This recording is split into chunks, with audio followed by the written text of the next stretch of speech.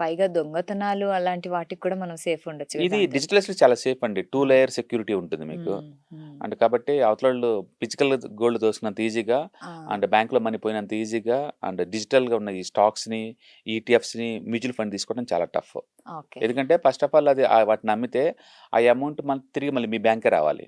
ఆ! మనం okay. Account open చేసినప్పుడు మీరు బ్యాంక్ లింక్ ఇస్తారు. హ్మ్. అందులో అవును. మీ బ్యాంక్ అకౌంట్‌లో ఉన్న నేము, మీ పాన్ కార్డ్‌లో ఉన్న నేము, హుహు. తర్వాత మీ ఆధార్ కార్డ్‌లో ఉన్న నేము ఇవన్నీ మ్యాచ్ అయితేనే నీకు అకౌంట్ ఓపెన్ అవుద్ది.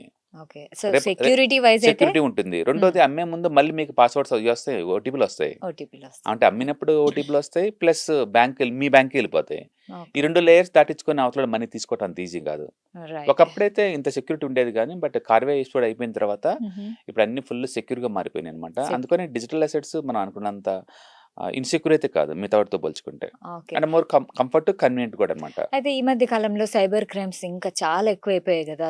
దీంట్లో కూడా వచ్చి ఇది గూడా ఏమన్నా భయం ఉంటది గదా ప్రజలకి? బేసికల్‌గా ఆన్‌లైన్‌లో బై డిఫాల్ట్ ఎప్పుడు సైబర్ సెక్యూరిటీ క్రైమ్. మీరు చూసుకోవాల్సింది అది కంపల్సరీగా. హుహు. ఎవరన్నా సైబర్ సెక్యూరిటీలో మనీ లాస్ అవుతున్న సైబర్ క్రైమ్స్ వల్ల అంటే హ్మ్. ఒకటే అన్నోన్ పర్సన్‌తో టూ మచ్ మాట్లాడటం వల్ల వచ్చిన సైడ్ ఎఫెక్ట్స్ ఇవన్నీ. ఓకే. ఓకే. మీరు అవతలోడి ఫోన్ కట్ చేశారనుకోండి, వాడు మిమ్మల్ని స్కామ్ చేసే ఛాన్స్ ఎక్కడుంది చెప్పండి? హ్మ్. అంటే అవతలోళ్ళు ఫిజికల్‌గా, మెంటల్‌గా వీక్‌గా ఉంటే తప్ప స్కామ్‌లో ఇన్వాల్వ్ అవ్వలేరు. హ్మ్. అంటే చాలామందికేంటంటే మీకు ఒక పాస్వర్డ్ వచ్చింది చెప్పండి ప్లీజ్ అంటారు.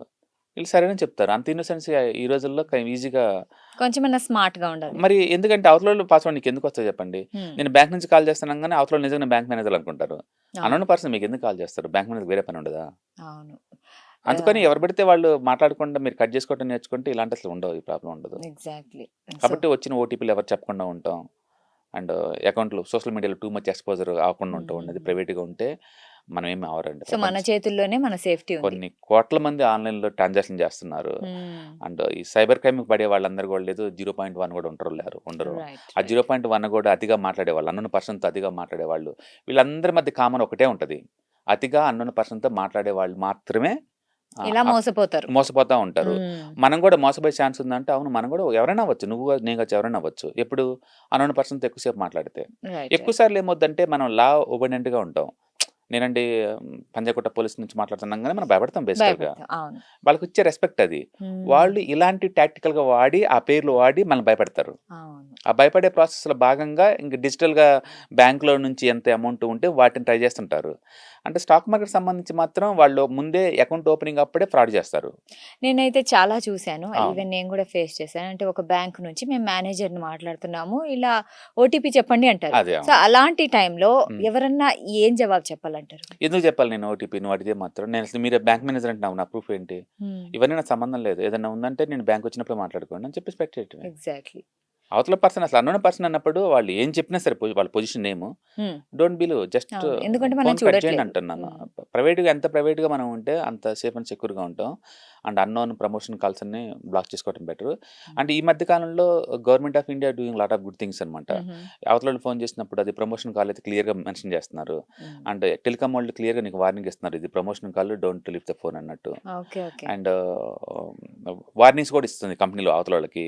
అండ్ మ్యూల్ అకౌంట్ అని చెప్పేసి ఏదన్నా ఐడియల్‌గా పడున్న అకౌంట్‌లోకి సడెన్‌గా డబ్బొచ్చి పడిందనుకోండి వాటిని బ్లాక్ చేస్తున్నారు.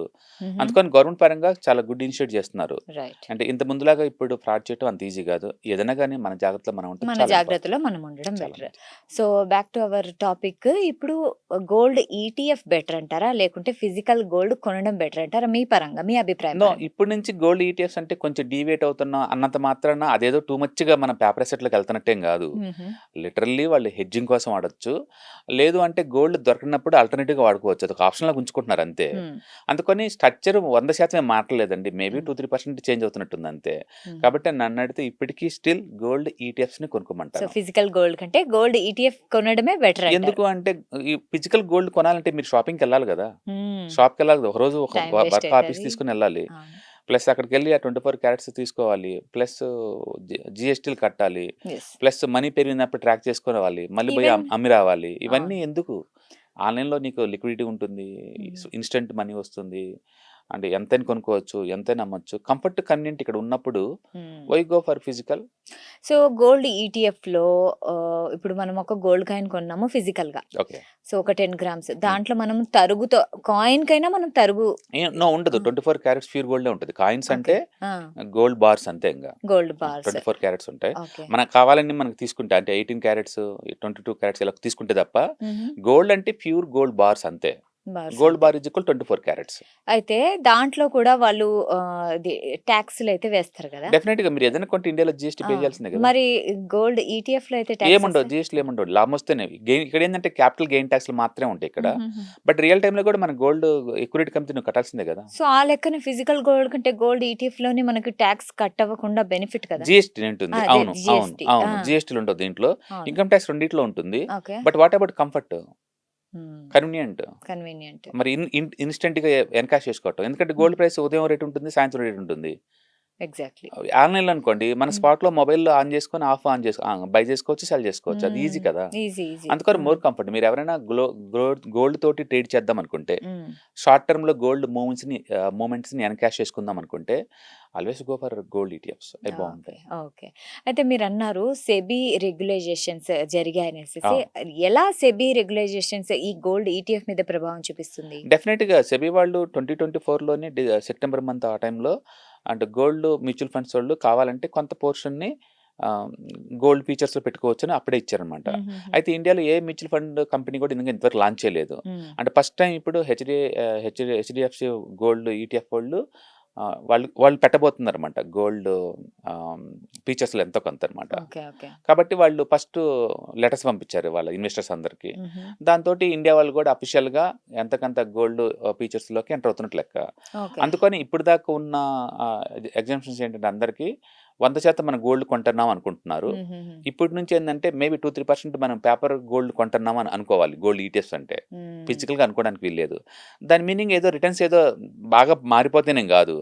అది వాళ్ళ కన్వీనియంట్, కంఫర్ట్ కోసం అయ్యుండొచ్చు. ట్రాకింగ్ ఎర్రర్ తగ్గించడానికి కోసం అయ్యుండొచ్చు.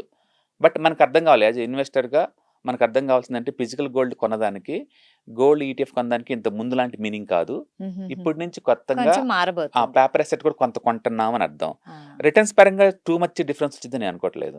ఓకే. అంతే. రిటర్న్స్ పరంగా అయితే అంత డిఫరెన్స్ అయితే ఏం ఏమీ రాదు. లేదు. ఏం రాదు. అయితే సార్ గోల్డ్ ఈటీఎఫ్‌లో ట్రాన్స్‌పరెన్సీని మనం ఎలా చెక్ చేయాలి? బేసికల్‌గా ఎక్స్‌చేంజ్‌లో ఏంటంటే ఇండియాలో మొత్తం ఒక 40 అసెట్ మేనేజ్‌మెంట్ కంపెనీస్ ఉన్నాయి. హ్మ్. అంటే పబ్లిక్ యొక్క అసెట్స్‌ని వీళ్ళు మేనేజ్ చేస్తా ఉంటారు. హ్మ్. వాళ్ళకేంటి లాభం అంటే ఎక్స్‌పెన్స్ రేషియో కొంత ఇస్తారు గదా! అవి హ్మ్. వాళ్ళకనమాట. వాళ్ళకలా ఉంటాయి. ఈ 40 అసెట్ మేనేజ్‌మెంట్ కంపెనీస్ మొత్తం కలిపి రఫ్‌గా హ్మ్. ఒక 85,00,00,000 పబ్లిక్ మనీని మేనేజ్ చేస్తున్నాయి.